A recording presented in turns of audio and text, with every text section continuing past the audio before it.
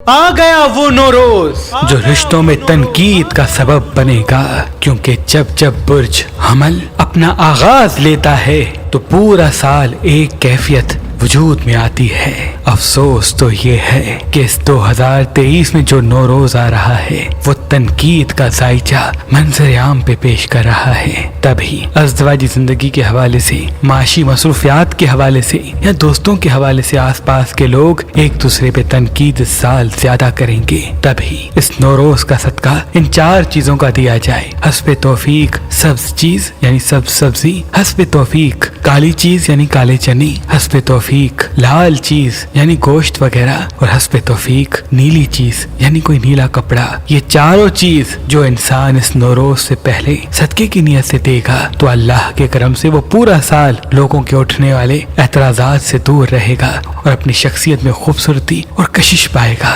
اس نوروز کا لباس لال رنگ ہے۔ اگر انسان 21 مارچ 2023 لال کپڑے پہنتا ہے یا لال دسترخوان بچھا کے اس پہ بیٹھتا ہے اور کوئی لال مٹھائی اپنے سامنے رکھتا ہے اور نوروز کے پل یعنی 2:21 پہ یا معز و یا ودود پڑھ کے اپنے لیے دعا مانگتا ہے تو ایسا ہو ہی نہیں سکتا کہ پورا سال وہ زندگی میں خیر و برکت حاصل نہ کرے۔ اس نوروز کا خاص عمل 27 مرتبہ سورہ رحمان کو پڑھنا ہے۔ یہ نوروز 21 مارچ 2023 منگل کے دن پاکستانی وقت کے حساب سے صبح 2:21 سے شروع ہوگا۔ تبھی اگر انسان عشاء کی نماز کے بعد 27 مرتبہ سورہ رحمان پڑھ لے اور اس پل یعنی رات 2:21 سے یا معز و یا ودود کا کثرت سے ورد کرنا شروع کر دے تقریباً صبح 2:30 بجے تک، تو اللہ کے کرم سے پورا سال